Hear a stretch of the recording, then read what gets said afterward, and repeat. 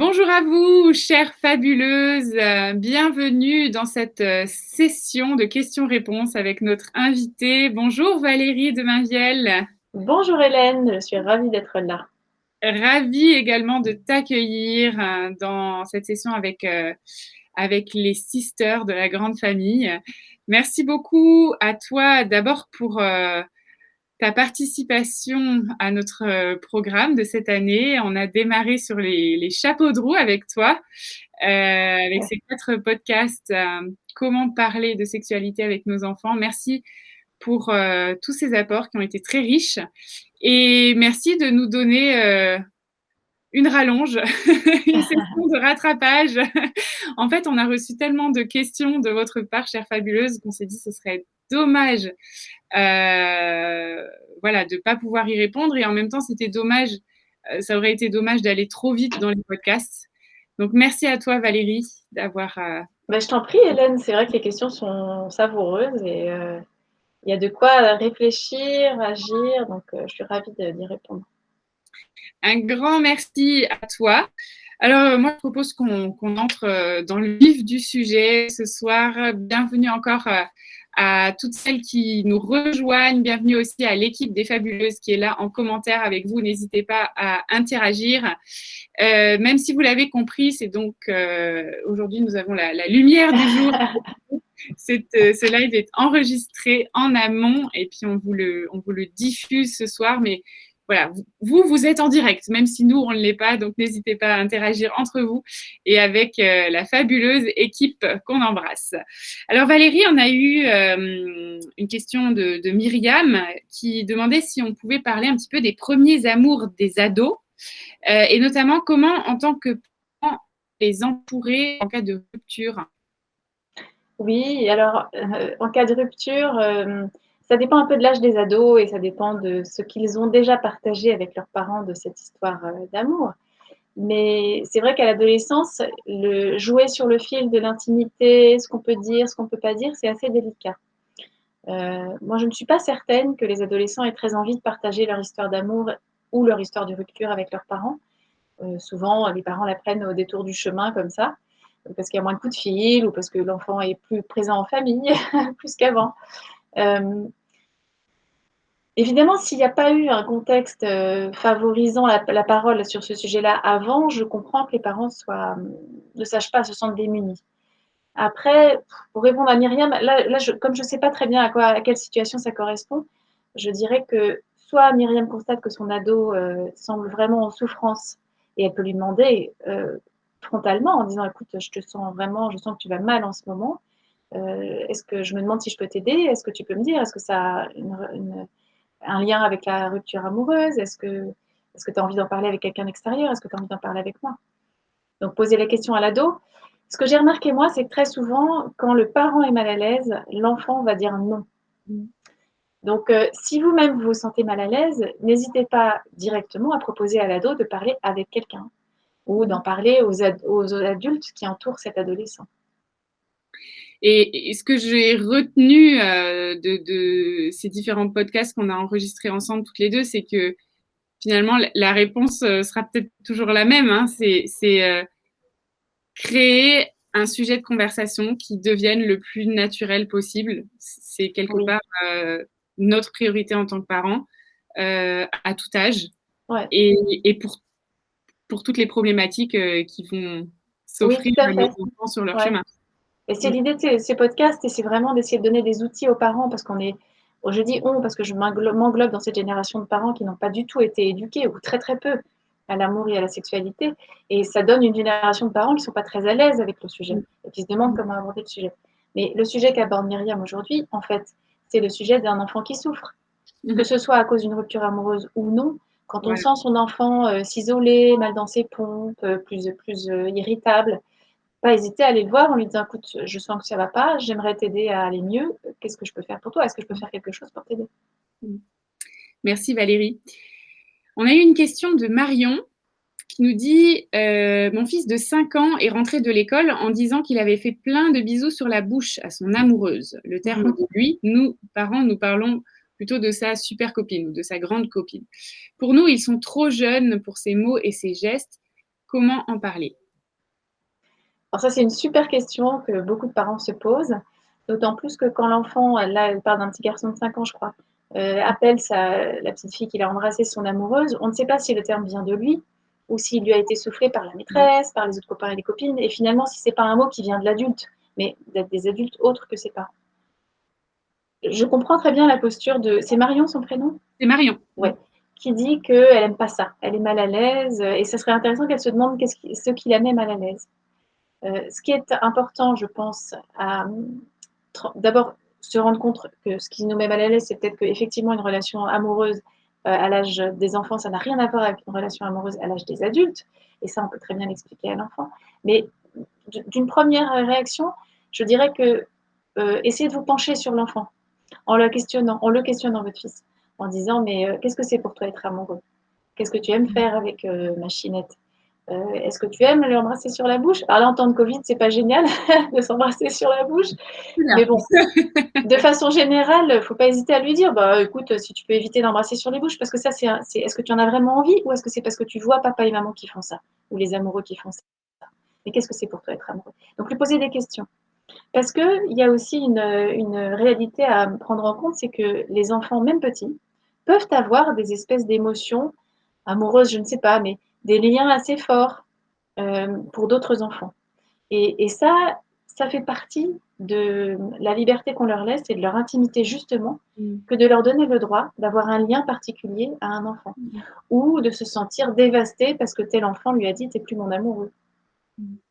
Mais plutôt que de lui dire bah, « enfin, c'est des histoires d'enfants », toujours pareil, aller vers lui en disant « mais comment tu te sens? Qu'est-ce que ça te fait? Est-ce que c'est dur ?»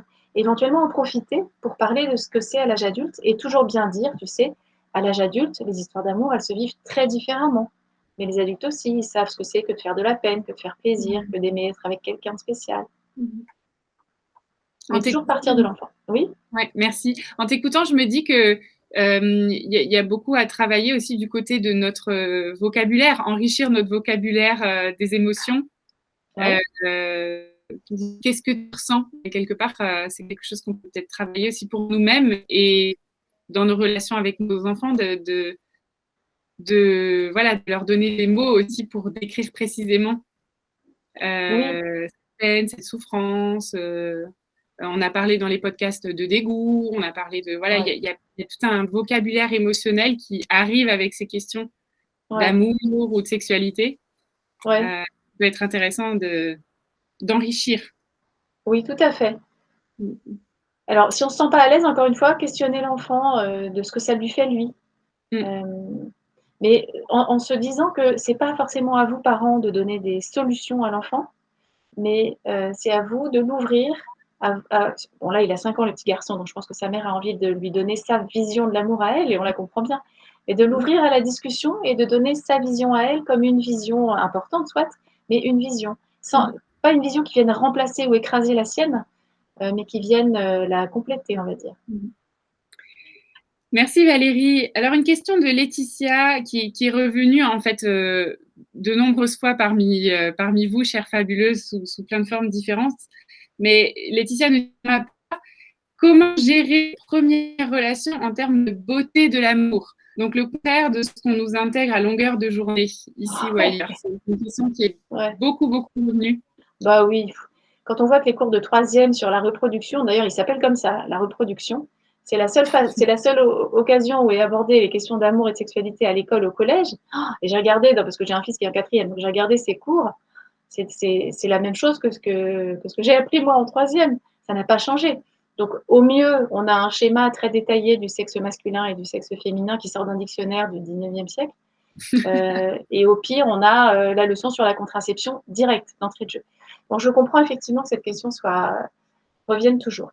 Et alors là, je pense que c'est une éducation des parents qui est à complètement refaire. Je pense que c'est une auto-observation bienveillante, évidemment, toujours, mais amusez-vous à ça, à vous auto-observer. Par exemple, en ce moment, et je dis ça aussi, quand on croise des parents, rarement, mais ça nous arrive, qui disent « Ah, l'école a repris. Ah ouais, ouf, c'est trop bien, l'école a repris. Enfin, on va pouvoir faire des choses sans les enfants. » Ou tu pars en vacances, ah, vous faites un week-end en amoureux, ah, trop bien, vous allez être cool sans enfants, ça va être super. Et en fait, très souvent, l'enfant est à côté quand on dit ça. Nous, dans notre tête, on sait bien que ça ne veut pas dire qu'on a envie de jeter nos enfants par la fenêtre, pas forcément. Mais l'enfant, lui, c'est ça qu'il entend. Et toujours rappeler que l'amour, c'est beau. Et je dis ça parce que ma fille m'a demandé l'autre jour, mais maman, pourquoi tu dis que c'est super d'avoir des enfants? Je venais de lui dire ça, je ne sais plus pourquoi. Et, et elle m'a dit, mais je comprends pas pourquoi c'est super. Et je me suis dit, ça alors, je ne lui ai jamais dit pourquoi c'est super d'avoir des enfants, ce que j'aime dans le fait d'avoir des enfants. Alors je me suis mise à lui répondre en lui disant, bah, c'est vrai, c'est super d'avoir des enfants. Moi, je suis hyper contente d'avoir des enfants, je n'étais pas sûre d'en avoir. Et je lui ai raconté tout ce que j'aimais. Mais c'est vraiment partir parler de tous les sujets existentiels, ou quand on câline son enfant, lui dire que c'est bon d'être peau contre peau, tu sens tellement bon, qu'est-ce que j'aime te faire des bisous. Donc ça part de là. Dire tout ce qu'on aime en termes de sensualité, de proximité, de tendresse, c'est bon les câlins.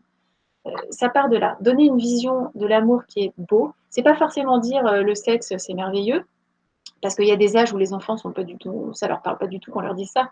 Et puis il y a d'autres âges où ils n'ont pas envie d'entendre ça. Mais c'est montrer un certain plaisir à toutes les questions qui tournent autour de ça. Mmh. Ça commence comme ça. Ouais, merci. Laetitia nous a posé une autre question extrêmement intéressante et qui doit certainement concerner plusieurs d'entre vous. En tant que parents séparés, Ouais. comment montrer, nous dit Laetitia, un autre visage à nos enfants? Elle nous dit c'est malheureusement presque une normalité, mais comment en parler avec les bons mots? Et là, Laetitia pose en fait une autre question qui est celle des violences également. Ouais. Alors effectivement, c'est deux questions différentes. Ouais. En tant que parents séparés, ça j'entends beaucoup ça aussi. On n'est pas moins doué en amour parce qu'on est séparé de son mari ou parce qu'on a divorcé, même si ça fait plusieurs fois qu'on a divorcé. Mmh. On n'en a pas moins une belle image, peut-être même qu'on est un peu idéaliste en la matière, c'est possible. Mmh. Et donc, ce qui compte, c'est vraiment de transmettre ce en quoi vous croyez.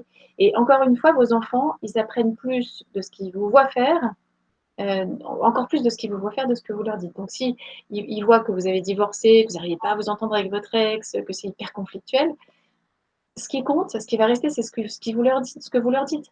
Vous pouvez très bien leur dire, bah oui, moi j'aimerais tellement que ça se passe bien. C'était une tellement belle histoire au début, Mmh. et j'y arrive pas, mais c'est pas ce que je veux. Donc, pas hésiter à transmettre ce qui compte pour vous, ce que c'est l'amour pour vous. Ben voilà, pour moi, une relation, ça devrait être comme ça. Moi, je crois au respect. Et là, je ne me sens pas respectée dans l'histoire avec ton père. Alors, en faisant attention à ne pas tout raconter à l'enfant, parce que ça doit rester des histoires d'adultes. S'il y a des violences, s'il y a eu des violences, alors je ne sais pas trop comment ça se passe, mais ce que je comprends, c'est qu'il y a peut-être des violences dans la relation entre les deux adultes. Je ne sais pas si tu comprends ça aussi. Oui, Mais si c'est le cas, c'est ce que je crois comprendre, oui. ouais. Oui. Si c'est le cas, alors c'est une question délicate parce que je ne sais pas ce que Laetitia entend par violence, euh, mais il y a en partie le discours que vous pouvez tenir à votre enfant de pour moi, une histoire d'amour, ça ressemble à ça. Mmh. Et moi, je n'ai pas réussi sur tel terrain. Ça s'explique d'une certaine façon. J'y travaille aussi de mon côté, donc ça devrait s'améliorer. En fait, je travaille à me sortir de là. Mais c'est important aussi, s'il y a des violences, de dire à l'enfant, moi, je ne tolère pas ça. Et d'avoir Mmh. des actes en concomitance avec ce qu'on dit. Euh, et c'est là où c'est plus délicat. Je ne peux pas répondre en général. Oui. Il faudrait éventuellement pouvoir avoir une réponse, une situation très concrète pour pouvoir y répondre. Mmh. Merci Valérie pour ces pistes. Question de Laurence qui en fait est revenue énormément également, mais je pense on peut te redemander un petit topo sur le sujet de la gêne, hein, Ouais, qui revient énormément. Laurence nous dit c'est difficile d'aborder ces sujets avec les grands, les grandes, si je comprends bien, des filles 10, 13, 16 ans qui sont gênées d'aborder ces sujets avec leurs parents. ouais. Alors, oui, effectivement, la question de la gêne, on l'avait déjà eu, je pense, dans un podcast aussi. Oui, oui. Alors, 10, 13 et 16 ans, c'est des âges très différents déjà. 10 ans, c'est peut-être c'est 3 filles, hein. 10 ans, c'est peut-être un âge où elle n'a pas encore accédé à la puberté, où ça va bientôt venir.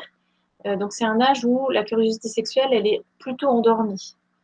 Alors, bon, si je rappelle grosso modo, mais très très très gros, entre 6, 7, 6-7 ans et la puberté, donc 11, 12, enfin la pré-puberté, on peut dire. Il y a une période qu'on appelle de latence et qui est une période où on peut dire que tout ce qui est curiosité, enfin pas curiosité sexuelle, mais développement sexuel est plutôt mis en sommeil. Comme si c'était la sieste à ce moment-là. Et du coup, c'est un temps où toute l'énergie de l'enfant est plutôt tournée vers les apprentissages. C'est pour ça qu'on apprend des choses très importantes à cet âge-là. Ça va super vite. Toute l'énergie est disponible pour ça. Au moment de la puberté, on apprend moins bien, parce qu'on est un peu débordé par tout ce qui se passe. Toute l'énergie sexuelle s'invite dans le corps de partout, ça déborde. Et donc, c'est une période où les questions, la curiosité de l'enfant se réveille complètement, même brutalement parfois. Curiosité sexuelle, là, pour le coup, j'entends. Donc, on ne parle pas effectivement à une enfant de 10 ans comme on parle à une enfant de 13 ans et comme à une enfant de 16 ans. En général, elles sont gênées, oui. Alors là aussi, j'ai envie de dire que ça dépend beaucoup de la qualité, de la façon que vous avez eu de parler avec elles jusque-là, du corps, de la sexualité. Si vous n'avez jamais parlé de corps avec elles avant, je pense qu'elles ne sont pas les seules à être gênées. Vous aussi, sans doute, vous êtes gênés parce que c'est un sujet que vous ne connaissez pas entre vous. Même si la relation est très bonne par ailleurs, c'est un sujet que vous n'avez jamais abordé. Ne vous inquiétez pas qu'elles en parlent entre copines. La question, c'est qu'est-ce que vous aimeriez aborder? Quand on commence à parler sexualité assez tard dans la vie de l'enfant, réfléchir à qu'est-ce que j'ai envie de leur dire, qu'est-ce que j'ai envie de transmettre. Il y a une autre question, je crois, dans les questions, d'une jeune femme qui dit j'ai envie de. Oui, qui sent que sa fille de 14 ans va bientôt faire l'amour avec son copain parce qu'elle est super amoureuse, je sais pas quoi, et elle dit oh, j'ai envie de lui dire, j'ai envie de la prévenir, de faire attention, de se donner de tout son cœur, d'être en phase avec l'autre.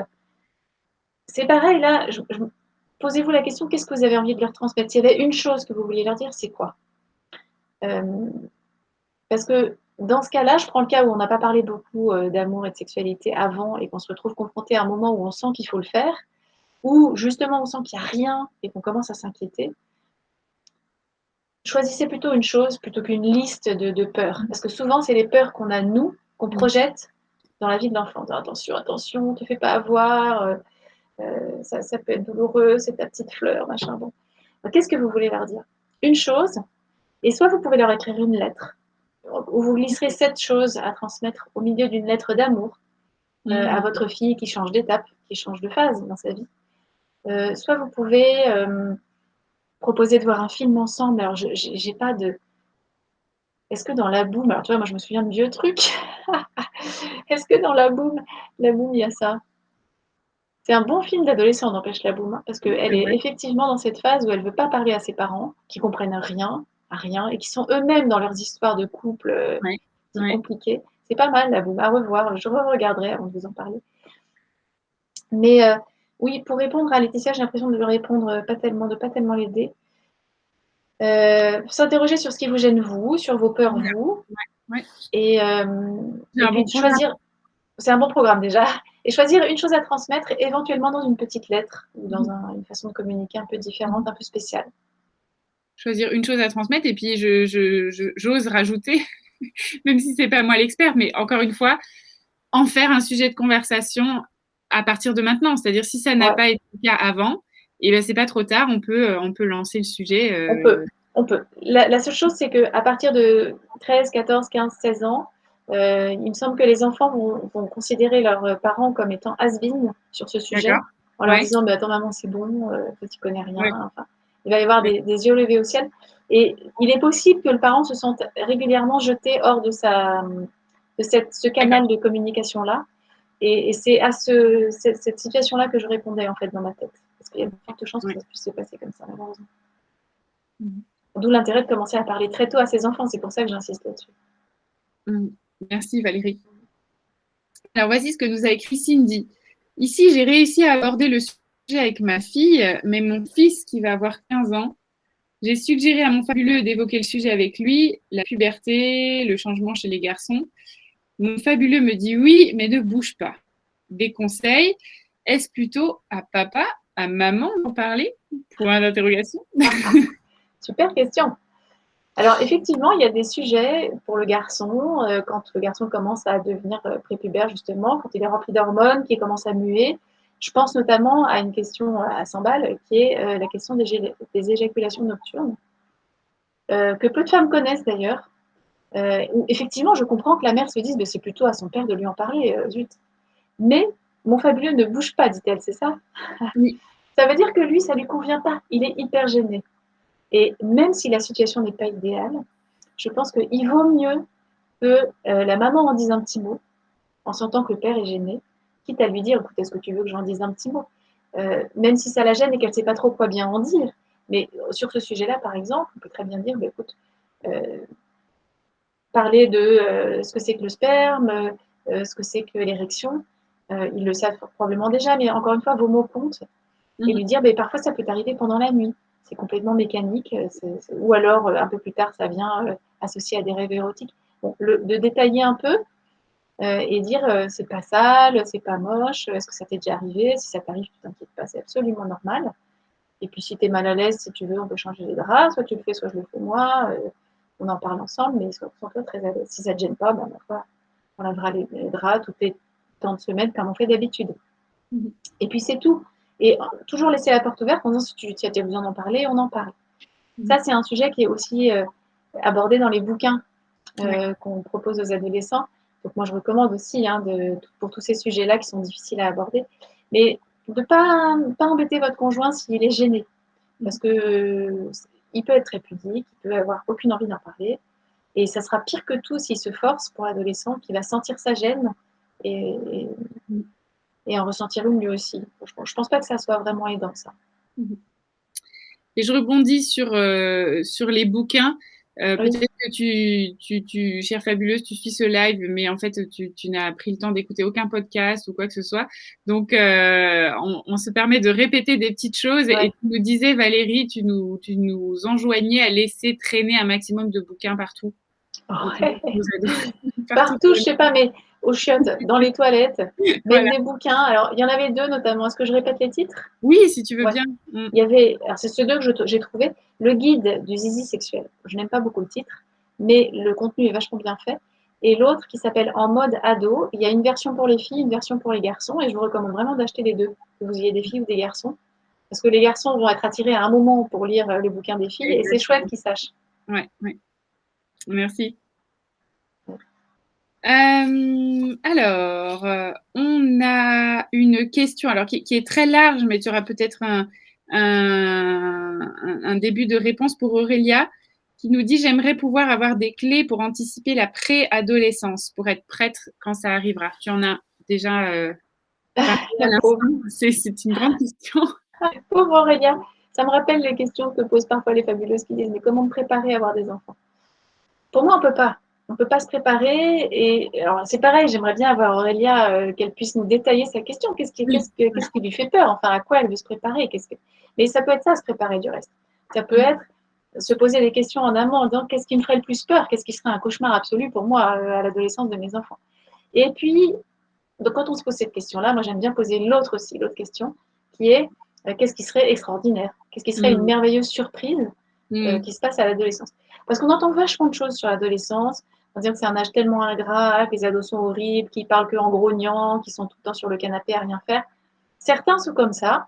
Il faut savoir que c'est hyper fatigant ce qu'ils vivent. Alors, je ne sais pas si vous vous en souvenez, mais l'adolescence, ça se passe vraiment dans le corps. À l'âge qu'on a quand on est adolescent, on ne le sent pas forcément parce qu'on n'est pas très sensible à ça.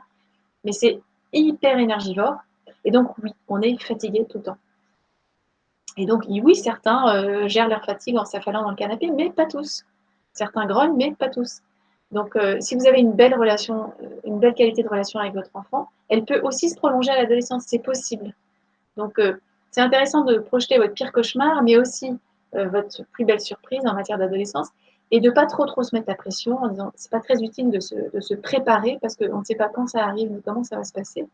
Ce qui, à mon avis, est intéressant, c'est d'avoir des repères quand on se sent dérapé, quand on sent qu'on n'y est plus, qu'on n'est plus dans la relation. Là, c'est intéressant de savoir se faire aider sur le moment.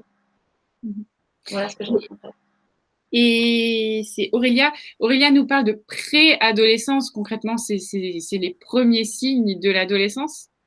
Oui, la préadolescence, en fait, c'est les tout premiers signes de puberté. C'est quand l'enfant commence à changer, les petits bouts de seins qui pointent chez les filles, mais qui ont encore un corps de petite fille. Les odeurs, les poils qui poussent chez les garçons. c'est les premières bribes de signes de corps adulte qui viennent se fondre dans le corps d'enfant. Et c'est aussi les premiers désirs d'autonomie, les premières envies d'aller avec des potes sans prévenir les parents, de sortir le soir. C'est tout ça. Et des oppositions peut-être un peu plus fortes, les moments plus secrets. Ou non, non, maman, rentre pas, je suis occupée à quelque chose de secret. C'est tout ça, la prépuberté, qu'est-ce qu'elle dit? Préadolescence ou prépuberté? Oui, oui. Ouais, elle reconnaîtra quand ça arrivera. Exactement. Merci Valérie. Alors voici ce que nous a écrit Aurélie. Moi, je suis en plein dedans. Des ados de 14 et 16 ans, ma louloute de 14 est amoureuse à fond. Mon grand, lui, pour l'instant, sans relation. Je les connais respectueux et attentionnés, mais je voudrais pouvoir leur dire, soyez prudents, ne vous précipitez pas. La première fois est importante et pas forcément transcendante, mais aimer et être aimé en retour par son partenaire me semble essentiel pour être le plus à l'aise possible. Ma fille n'est pas encore à ce stade, mais elle va se découvrir de plus en plus et mon grand est à un âge où il peut se confronter à toutes sortes d'idées. J'aimerais leur dire que le plus important, c'est de se sentir en phase, prêt et sans pression. J'ai déjà abordé avec eux cette thématique, mais je ne sais pas s'ils ont entendu mon message. Alors, comment savoir s'ils ont bien compris? Eh bien, soit vous pouvez leur poser la question, mais je doute que ce soit bien reçu. Soit vous pouvez vous dire qu'ils aient compris ou non.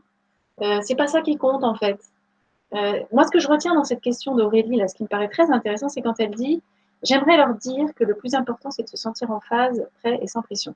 Et dans cette phrase, bon, si elle leur a déjà dit, je doute qu'ils l'aient oublié. Franchement, ce que vous disent vos parents sur ce sujet si important, ça ne s'oublie pas forcément. Mais ce que je trouve important, c'est le terme sans pression. Parce que ça me fait penser au consentement. Et effectivement, aujourd'hui, et notamment quand on voit ce qui se passe dans les films pornographiques et quand on sait que nos enfants en ont vu forcément, dans les films pornographiques, le consentement de la femme, on s'en fiche complètement. Dans la plupart des films, alors j'ai pas vu beaucoup de films pornographiques, mais j'en ai quand même vu pas mal. Je pensais pas en voir autant dans ma vie pour m'intéresser à ce sujet-là. Et puis j'ai interrogé pas mal de gens qui s'intéressent à ce sujet et justement, non seulement le consentement de la femme, on s'en occupe peu, mais en plus, ça peut même être un critère de jouissance supplémentaire, ce qui paraît fou. Mais sur certains sites pornographiques, on vous demande si vous voulez voir des vidéos de viol, de mise en scène de viol. Il paraît que c'est très à la mode, si on peut parler de mode pornographique, et que c'est quelque chose qui plaît beaucoup. Bon, c'est affolant quand on s'en rend compte, mais ça dit beaucoup du chemin qui reste à parcourir sur les relations entre hommes et femmes. Et les jeunes femmes qui ont vu des vidéos pornographiques, pour beaucoup, et même dans les très bonnes familles, peuvent croire qu'elles doivent dire oui à tout ce que leur propose leur mec. Parce que c'est leur rôle, et c'est comme ça que ça doit se passer. Il y a même des jeunes filles qui pensent qu'il faut crier pendant la relation sexuelle. Pour faire plaisir au mec, toujours. Donc, sans pression, oui, je pense que c'est d'autant plus important de nos jours d'insister sur le consentement. Et vous pouvez en parler dans le cadre amoureux, mais vous pouvez aussi faire le lien et imprimer dans la conversation à chaque fois que vous le pouvez toutes les situations où le consentement vous paraît un sujet. Par exemple, si votre fille de 14 ans, 14 et 16 ans, rentre de l'école en disant j'ai pas d'idée là, mais je sais pas, machin a fait une connerie en cours de latin ou de maths, mais parce qu'il s'est fait embarquer par l'autre, qui trouvait que c'était drôle, ils ont fait la blague ensemble, et voilà. Hop, glissez ça. Et le consentement là-dedans. Alors, tu vois, elle s'est fait embarquer. Bah oui, elle a cru bien, elle a cru que c'était drôle, elle a cru que ça serait drôle, et puis finalement, elle a été punie, ça s'est mal passé, elle n'était pas contente d'elle, etc. Qu'est-ce qu'elle a fait du consentement? Et qu'est-ce qui se passe dans un groupe? L'été, on est en groupe. Est-ce qu'on vous a déjà proposé de fumer du shit, par exemple, en groupe? Est-ce que vous vous êtes déjà senti partagé en disant bah, d'un côté, j'ai pas envie, ça m'intéresse pas, de l'autre côté, j'ai bien envie de faire partie de ce groupe. Qu'est-ce que vous faites de votre consentement dans ces cas-là? Parce qu'en fait, consentement, c'est comme je disais tout à l'heure, on le retrouve dans la sexualité, mais aussi tout le temps dans la vie réelle. Donc, si c'est ça un sujet important pour Aurélie, qu'elle n'hésite pas à en parler aussi en dehors. Et puis, sans elle-même se mettre la pression sur ce sujet de sexualité particulièrement. Ça va venir. Si elle en parle en dehors de la sexualité, ça va aussi venir pour la sexualité à un moment. Merci Valérie. Sophie, on est toujours dans ces questions sur le dialogue avec nos enfants. Sophie nous dit: j'avoue que je ne sais même pas comment initier le dialogue. J'ai toujours l'impression de tomber comme un cheveu sur la soupe, vu que mes ados ne me posent pas de questions. La pauvre. C'est mignon ça. Et quel âge ont-ils? Elle dit ou pas? Alors, ce sont des ados. On dit pas l'âge. Ouais. Ok. Alors là, ça me fait penser à la question de tout à l'heure, je répondrai aussi ça. Effectivement, si on n'a jamais parlé de sexualité, d'amour avec ses enfants jusqu'à présent et qu'on débarque à l'adolescence en disant bon, maintenant on va en parler, c'est pas un super moment. Et il y a des chances que vous vous fassiez éjecter de la vie de vos adolescents assez rapidement. En revanche, toujours pareil, biaisé en prenant les petits bouquins qu'on met dans les toilettes discretos, ça peut être une idée. Prenez des bouquins qui vous correspondent, évidemment, que vous trouviez bien faits. Et puis, si vraiment vous voulez en parler, provoquez le sujet, mais encore une fois, seulement si vous êtes vraiment très à l'aise avec le sujet, parce que dès que vous n'êtes pas à l'aise, ils vont le sentir. Voilà, vous pouvez parler de quelqu'un que vous connaissez, son cousin, sa cousine. Ah, t'as vu, on va rencontrer le copain de ta grande cousine. Comment tu l'as trouvé? Est-ce que tu trouves qu'ils ont l'air amoureux? Embarqué par un biais très vivant, très humain, avec lequel vous vous sentiez à l'aise, déjà, se limiter à ces questions-là, c'est déjà pas mal. Ça donne l'indication à votre ado que vous êtes OK pour parler de ces sujets-là. Merci. Une question pour des enfants plus petits. Une autre fabuleuse Sophie qui nous a écrit: ici, j'ai 3 petits-enfants, 1 an, 3 ans et 5 ans, et je pars du principe qu'il ne faut rien leur cacher. Donc, quand ils me posent des questions, j'essaye de leur répondre le plus simplement et honnêtement possible. Mon mari trouve que j'en dis trop parfois. Alors, ma question, c'est: y a-t-il des sujets qu'on ne doit pas aborder avec les petits-enfants? C'est surtout mon fils de 5 ans qui me pose des questions. Jusqu'à maintenant, il faut dire qu'il m'a vue 2 fois enceinte, rapidement, et la question de comment on fait les bébés est apparue. Je me pose aussi la question du toucher son propre corps et surtout comment expliquer ce qu'est l'intimité. On en a parlé dans les podcasts. Il a beaucoup de peine à comprendre ça. Chez nous, mon mari est très prude et moi tout le contraire, et je n'ai pas envie d'en dire trop, mais pas non plus envie de leur cacher quoi que ce soit.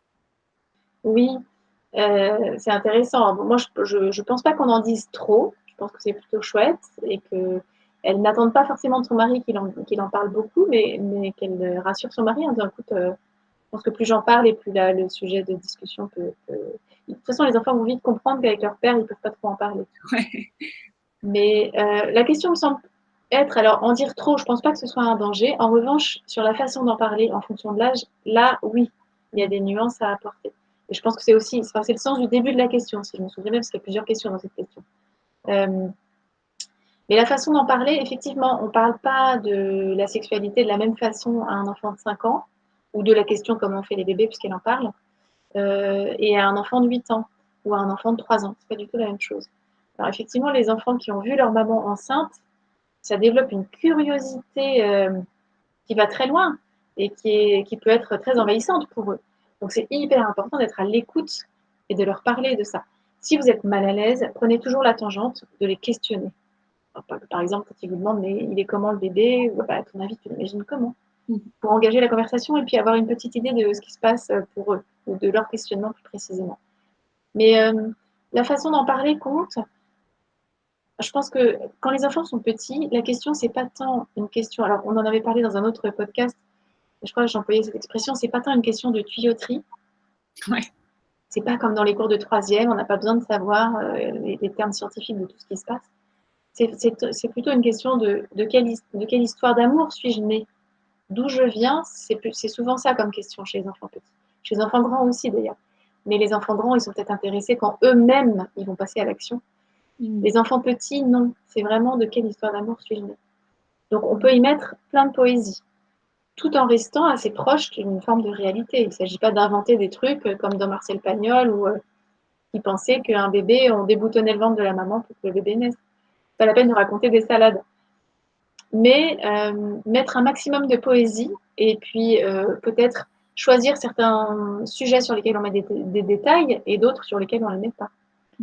Moi, je me souviens, alors je parle de moi parce que je ne me sens pas vraiment experte sur les questions de sexualité. Moi, mon expertise, elle est d'aider les gens à dire et à se dire en particulier. Mais ma fille, quand à un moment, m'a dit, tu sais, moi, j'ai très peur d'accoucher. Elle a 7 ans. Alors je lui ai dit, ah bon? Elle m'a dit, de quoi as-tu peur? Alors elle m'a dit, mais j'ai peur parce que ça fait mal. Alors je me suis dit, soit j'ai merdé quand je lui ai raconté sa naissance, parce qu'elle me demande très souvent de raconter sa naissance, parce que je lui ai dit que ça faisait mal, je ne me souviens pas d'avoir insisté sur ce point-là, soit elle a entendu ça de copines à l'école, et en tout cas, je l'ai rassurée là-dessus, parce qu'effectivement, c'est un truc, ce serait dommage qu'elle garde ça comme image, et c'est probablement le fruit d'un récit qui a manqué de poésie, ça, soit venant de moi, soit venant de ses petites copines ou de par d'autres parents.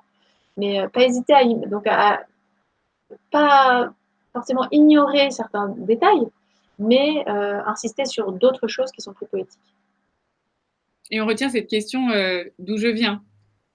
Oui, de quelle histoire d'amour je suis née? De quelle histoire Et ça peut aller jusqu'à la rencontre. Comment vous vous êtes rencontrés? Est-ce ouais. que vous m'aviez voulu? C'est ça qu'ils veulent savoir, les enfants. Est-ce que vous m'avez beaucoup voulu? Est-ce que vous m'avez beaucoup attendu? Alors, j'en profite pour faire un petit aparté, si tu permets, sur la question de l'adoption.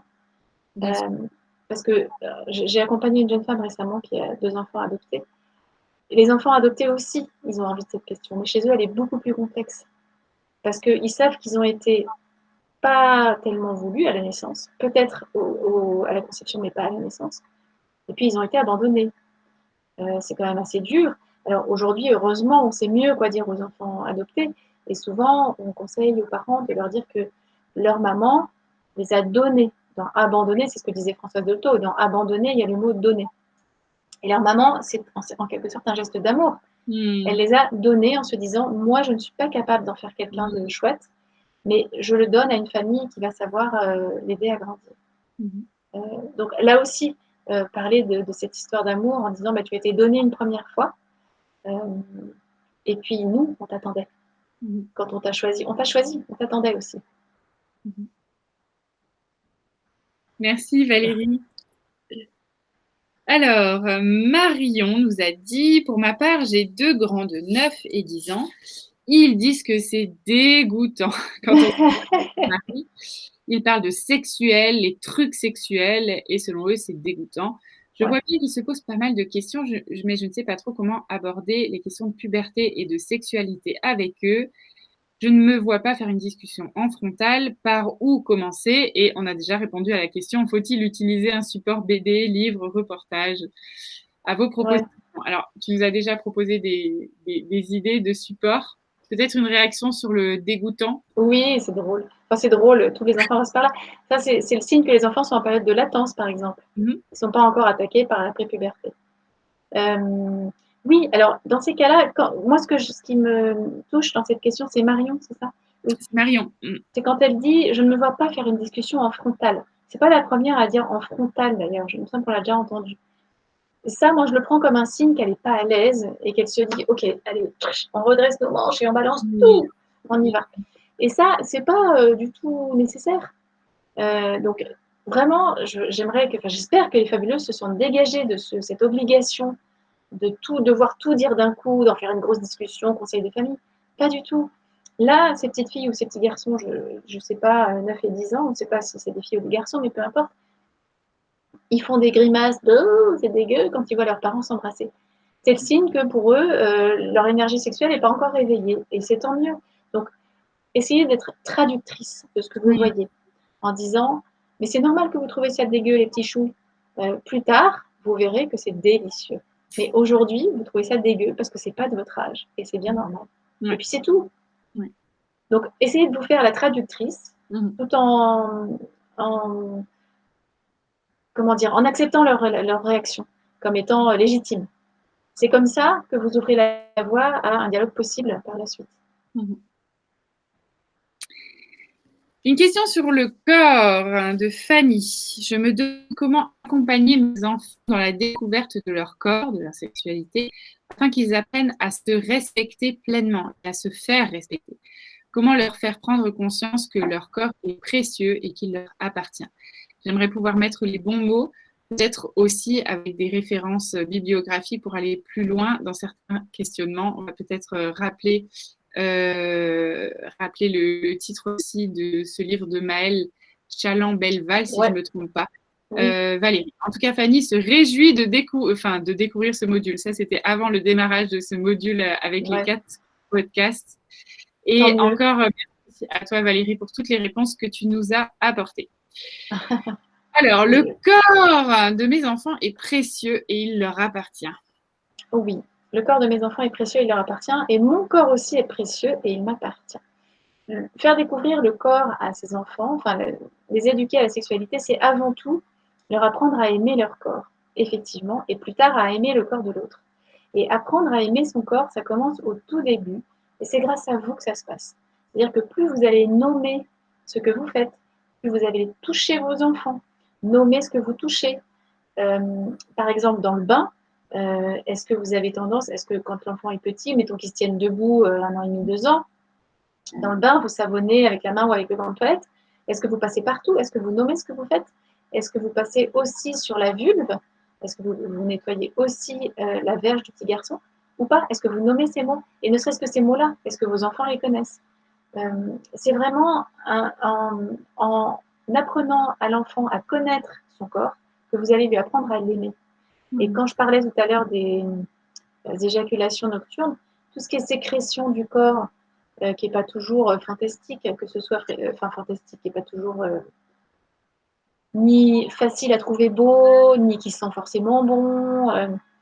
Alors, au lieu de renforcer l'étonnement ou la gêne de l'enfant peut-être à voir ces sécrétions, lui dire tout ce que ça peut avoir de merveilleux, parce que c'est son corps et que c'est le signe d'un corps qui fonctionne super bien. On n'a jamais su inventer une machine qui fonctionne aussi bien. Quand votre fille a ses règles, le moment où ça arrive, au lieu de dire, comme on a pu dire toutes les générations d'avant, oh là là, dissimule, cache-toi, il faut... oh, non mais tu l'enveloppes bien bien pour pas que ça se voit, c'est dégueu. Bah non, c'est du sang, le sang c'est la vie.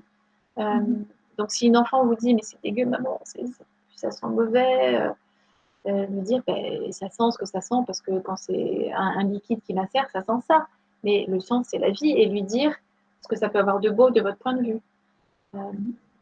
À quoi ça sert, etc. J'ai perdu mon fil. Oui, aimer son corps, ça part de là. Alors, le bouquin de Maëlle Chaland-Belval, effectivement, je l'ai trouvé fantastique pour aider à mettre des mots sur un peu tout.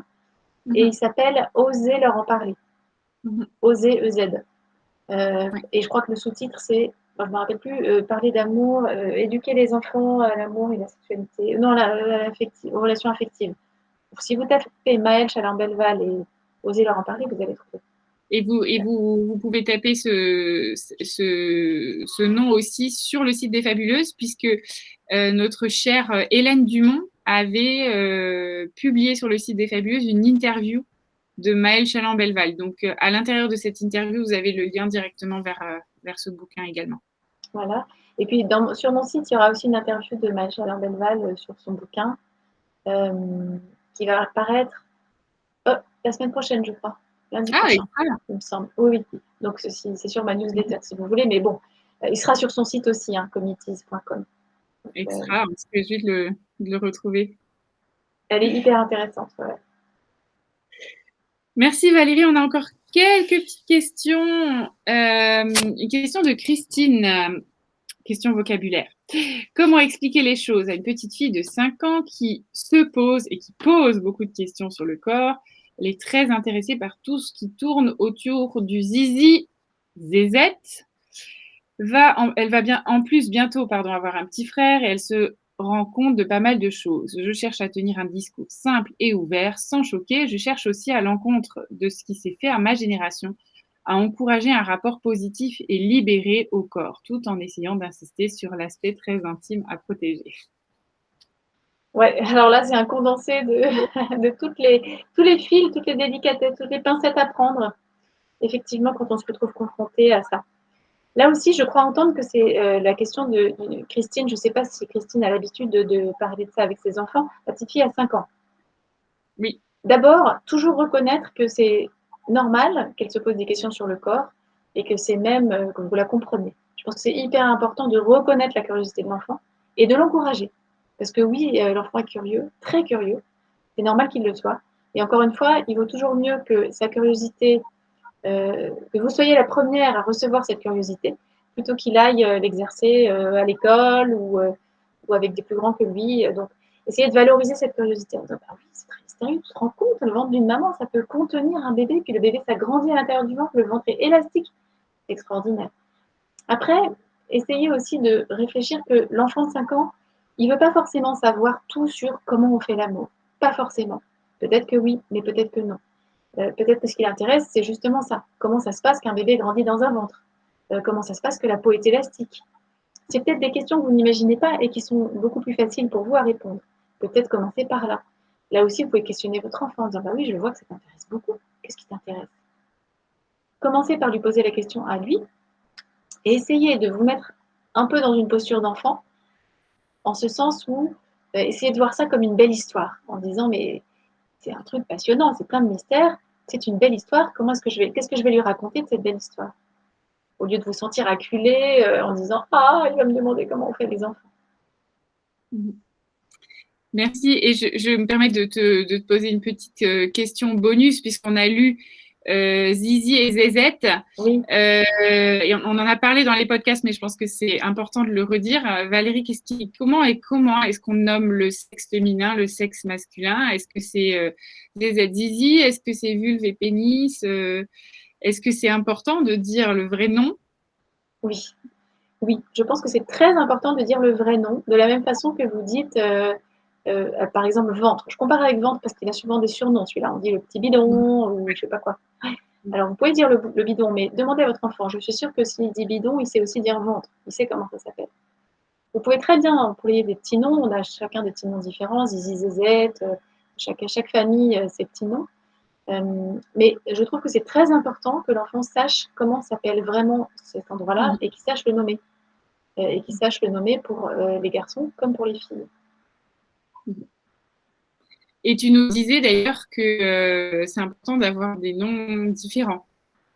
Oui, oui, il va y avoir une question où c'était la même chose. Le sexe féminin, Oui, ouais. oui. Je pense que c'est intéressant d'avoir des noms différents pour différencier le sexe masculin du sexe féminin. Et puis, je pense aussi que c'est intéressant d'avoir des noms qui soient spécifiques. C'est-à-dire de ne pas leur donner des noms qui soient des prénoms. Ou, parce que j'ai entendu ça l'autre jour. Des Je sais plus ce que prénoms? c'était. Oui. Ou Minette, par exemple. Minette, qui peut être un prénom donné à un petit animal de compagnie. Enfin, pour moi, il faut quelque chose de très spécifique si vous choisissez un surnom et qu'elle ne puisse pas retrouver par ailleurs, quoi. Ou qu'il ne puisse pas retrouver par ailleurs. Ouais. On va terminer là-dessus avec peut-être une dernière question de Sophie. Et après, si tu as encore quelques minutes à nous accorder, on peut parler rapidement écran, même si on pourrait en parler longtemps. Ouais. Mais peut-être juste encore une dernière question intimité. Question de Sophie. J'aimerais savoir quand mettre des limites, quand dire non à mon enfant qui vient me voir sous la douche, quand devoir arrêter de prendre la douche ou le bain avec eux. Si la pudeur ne vient pas d'eux, quand arrêter de se changer devant eux également, par exemple? Alors là, il y a 2 questions en une. Parce qu'en fait, comment elle s'appelle? C'est Sophie. Non, Sophie. Sophie. Il me semble qu'elle parle de sa pudeur à elle. Oui. Et aussi de la pudeur de l'enfant. Oui. Alors, moi, ce que je comprends, c'est la pudeur ne vient pas de l'enfant. Donc, à quel moment est-ce que moi, je décide que ça y est, c'est fini le bain ensemble ou c'est fini que je me change devant toi? Ah, d'accord. Oui, quand l'enfant veut continuer à prendre le bain avec sa mère, d'accord, c'est ce qu'on comprend. Ce que je peux répondre, c'est que si la pudeur vient de la mère, ne pas hésiter à lui dire, ben moi, chacun a son rapport avec son corps. Moi, j'aime pas trop qu'on me voit nue, j'aime pas trop me sentir regardée, sauf par ton papa, parce que ça, c'est super, mais ça, c'est spécial. C'est la relation amoureuse entre adultes. Et sinon, j'aime pas trop qu'on me regarde, donc je suis plus d'accord qu'on prenne un bain ensemble. Ça, c'est une chose. Si elle est pudique, il faut qu'elle fasse respecter sa pudeur. Ça sera un premier geste pour apprendre à l'enfant que l'intimité doit être respectée, quelle qu'elle soit. Et elle peut lui dire, bah, toi, t'as pas cette pudeur-là, ça t'est égal, ou au contraire, tu es très intéressé pour voir le corps et le sexe des autres. C'est ton droit, mais moi, j'aimerais protéger cette intimité-là. Après, par rapport à l'enfant, à quel âge? Alors, c'est c'est toujours difficile les questions d'âge parce qu'il n'y a pas d'âge véritablement où apprendre à l'enfant à, à se cacher ou à se cacher, à, c'est pas à se cacher, mais à protéger les autres et lui-même de regards peut-être moins bien intentionnés ou moins innocents aussi. Euh, mais c'est lui parler de ce que ça peut provoquer chez les autres, un corps nu. C'est lui demander à lui aussi ce que ça lui fait de voir telle personne qui sait pas, qui a un débardeur un peu trop ouvert ou qu'est-ce que ça lui fait? Est-ce que ça l'attire? Est-ce que ça le dégoûte un peu? Je sais pas, dans la rue, les jeunes qui ont les jeans qui pendent, les pantalons, la ceinture au milieu des fesses, les enfants ils disent souvent parce que ça, ah bah dis donc celui-là c'est bizarre, pourquoi il a le pantalon qui pend? Parler de ça en disant mais tu vois le rapport à l'intimité chez lui, la pudeur chez lui, voilà ce que ça fait. Qu'est-ce que tu en penses? Est-ce que toi t'aimerais ça? Est-ce que tu serais gêné? Bah oui, quand on se penche, on voit l'arrêt des fesses, je trouve ça moche. Ou non, moi ça me dérange pas, on est tous différents. Enfin, mais après, définir un âge, c'est difficile. Il y a une femme l'autre jour qui me disait, moi je suis gênée de faire des câlins à mon enfant parce que je sens qu'il pourrait avoir des érections parfois, ou je sens que ses épaules deviennent cagneuses, qu'il commence à sentir une odeur d'homme, ça me mettrait mal à l'aise. Là, ce que je recommande là aussi toujours, c'est de ne pas rompre le câlin, mais de le faire différemment.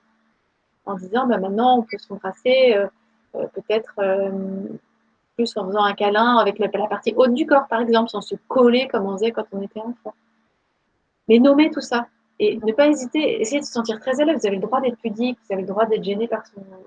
En disant, bah, maintenant, tu es en train de devenir un homme. Donc, on peut plus se balader tout nu parce que en se promenant tout nu, quand tu te frottes, tu peux avoir des érections, il y a des moments où ton corps se transforme ou dit des choses de toi qui ne sont pas forcément pour tout le monde.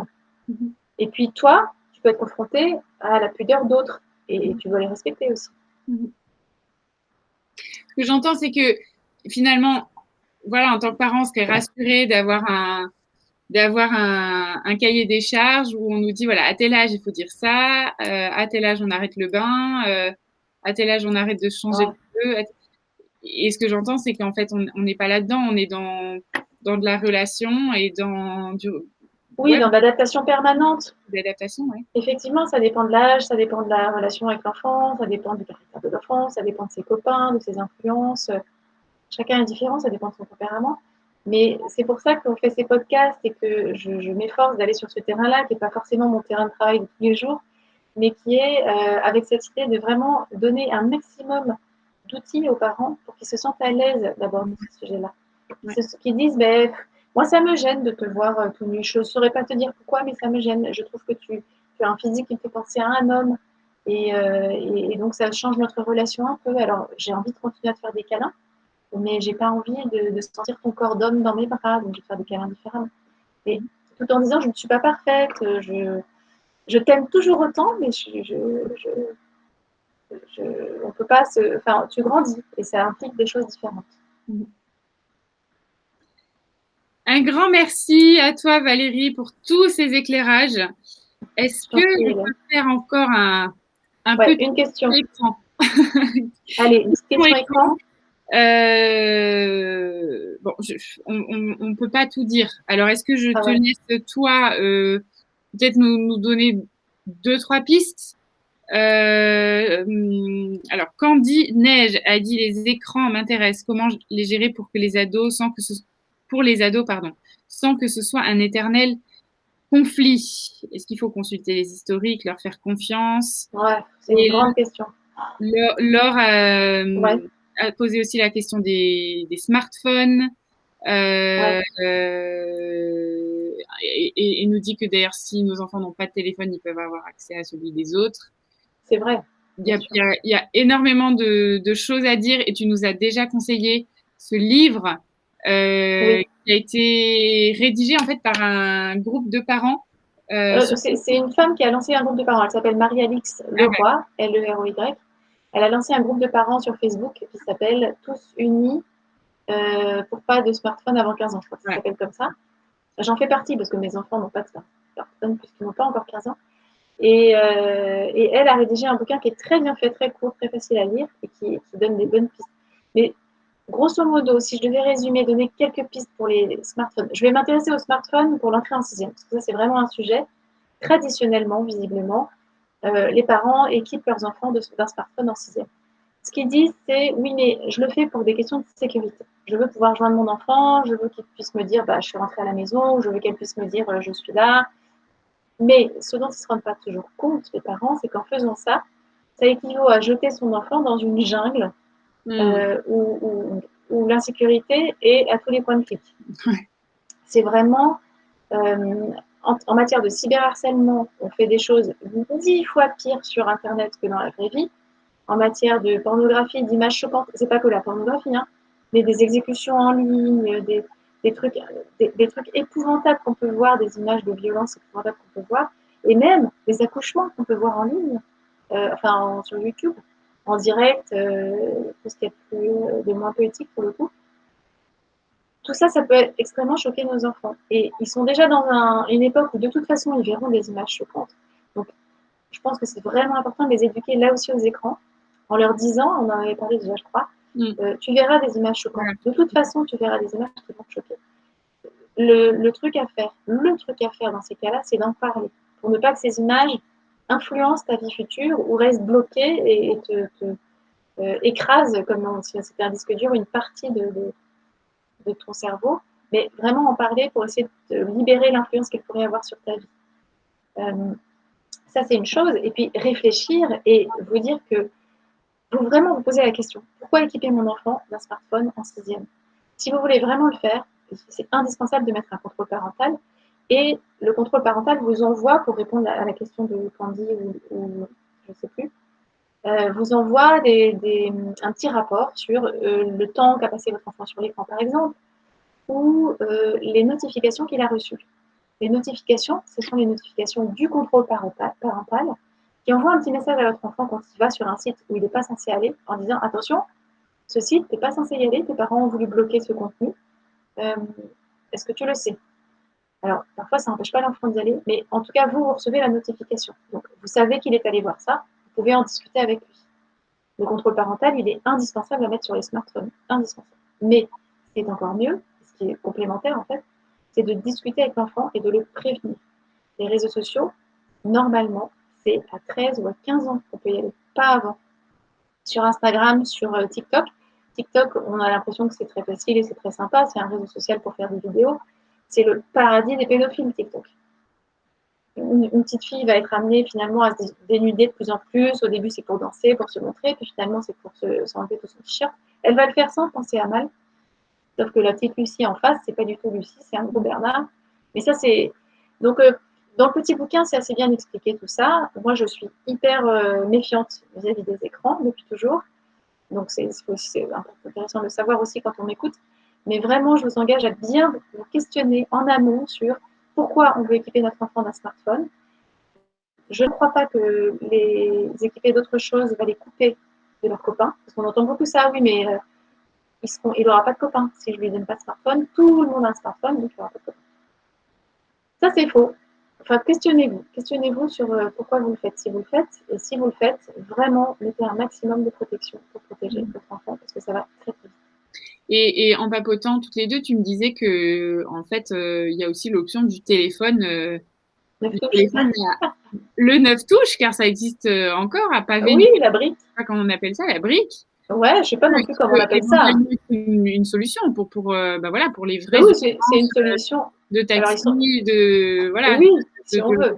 Devant le portail. Nous, on a fait ça avec nos enfants, on a craqué parce qu'on on avait dit non, non, non. Ils ont passé 2 ans jusqu'en 5e sans téléphone du tout. Et puis, en fin de 5e, on leur a offert un téléphone à 9 touches. Alors, ils sont furieux parce que pour écrire un texto, tu sais, il faut appuyer pour une lettre, il faut appuyer 15 fois sur le. Mais oui. C'est comme les vieux Nokia. Ouais. Donc, pour écrire salut maman, une fois, je leur avais dit, vous mettez pas les formes, les gars, ça va pas du tout. On peut que dire salut maman, est-ce que tu as pensé à ça, bisous. Mais tu te rends pas compte le temps que ça met de marquer bisous. Et puis, il n'y a pas d'émoticône, il n'y a pas tous ces trucs-là. Mais dans notre cas, ils n'avaient pas le choix. C'était ça ou rien. On leur a dit, vous n'êtes pas obligé de prendre ce téléphone. Hein. Nous, on propose ça, mais le smartphone, c'est clair que c'est mieux. Et alors, pour finir juste, pour celles qui ont les enfants un peu plus grands, je recommande vraiment la série Dopamine, qui est diffusée par Arte TV, donc ça doit être arte.tv peut-être. Et Dopamine diffuse des petites séquences qui durent 4 minutes et qui expliquent pour chaque réseau social comment ça fonctionne. Instagram, Facebook, YouTube, tout ça. Donc Dopamine, ce sont des petits reportages, des mini-reportages qui durent, c'est des capsules vidéo en fait, qui durent 4, 5, 6 minutes maximum et qui sont faites sur chaque réseau social. Donc il y en a une sur Insta, une sur YouTube, une sur Facebook, il y en a plein. Et ça explique les dangers de chaque réseau social, mais ça explique surtout comment ça fonctionne, comment c'est foutu, comment on va chercher l'attention de la personne qui est là, qu'est-ce que c'est que, comment marchent les clics. C'est super bien fait. Et pour celles d'entre vous qui ont des ados ou des pré-ados, en tout cas des enfants qui sont intéressés pour s'inscrire sur les réseaux sociaux, je vous recommande vivement d'aller voir une capsule de temps en temps avec eux. C'est vraiment bien fait. Merci beaucoup, Valérie. Alors, le mot de la fin, j'ai vu dans le groupe de la grande famille un témoignage de Sophie, qui est maman de filles adultes, Ouais. qui a écouté les 4 podcasts avec beaucoup d'intérêt et qui nous a dit, ben moi, en fait, en écoutant, et notamment le podcast sur la pornographie, je me suis rendu compte que je n'avais pas protégé mes filles, que je n'avais pas su les protéger, que je n'avais pas vu venir. Voilà. Il se trouve qu'aujourd'hui, elles sont adultes, l'histoire se termine bien, mais Sophie a voilà, exprimé cette émotion et ce sentiment d'avoir raté quelque chose. Qu'est-ce que tu aurais envie de lui dire et quelque part, qu'est-ce que tu aurais envie de nous dire à toutes par rapport à peut-être à ces coches qu'on a fait? Ouais. Moi, je trouve ça très émouvant. C'est Sophie, son prénom? Oui. Ouais. Je trouve ça super émouvant et je pense que c'est chouette que Sophie s'ouvre à ça, qu'elle reconnaisse qu'elle a peut-être raté ça, mais qu'elle se pardonne aussi. Parce qu'à l'époque, on n'était pas du tout aussi informés. Et de toute façon, même en étant informés, on fait tout ce qu'on peut, comme on peut. Si vraiment c'est un regret qui vient grignoter, qui vient lui apporter un sentiment de culpabilité difficile à porter, pourquoi pas écrire une petite lettre à ses filles ou leur dire, je ne sais pas comment est le lien entre elles, mais leur dire, ben, j'ai compris récemment que j'aurais pu faire différemment et j'en suis vraiment désolée, j'aurais aimé faire différemment. Et puis que Sophie, peut-être que ça donnera quelque chose de très chouette avec ses petits-enfants. Parce que si ses enfants sont adultes, elle aura ou elle a peut-être déjà des petits-enfants. Et alors là, qu'elle profite, que Sophie profite du lien fantastique grand-mère-petits-enfants pour divulguer ou pour ouvrir un maximum la conversation sur le corps dès maintenant, dès l'âge bébé, et qu'elle fasse de ce regret, qu'elle le rende fertile, qu'elle en fasse quelque chose de très chouette pour ses petits-enfants. Mais qu'elle n'hésite pas à s'en ouvrir auprès de ses filles aussi, c'est très beau. Un grand merci à toi, chère Valérie. Merci pour Merci toutes Hélène. les que tu nous as partagées. C'est vraiment des trésors. On a plein de pistes pour se mettre en action. Et voilà, on s'est senti entendu, on s'est senti renseigné par toi. Et je te remercie vraiment d'avoir pris le temps aussi de répondre à chacune des fabuleuses de manière voilà, la plus personnalisée possible. Ça a beaucoup de valeur et je te remercie beaucoup pour ça. Merci à toi Hélène, merci beaucoup, c'est toujours un plaisir. On t'embrasse Valérie et à très bientôt. À bientôt.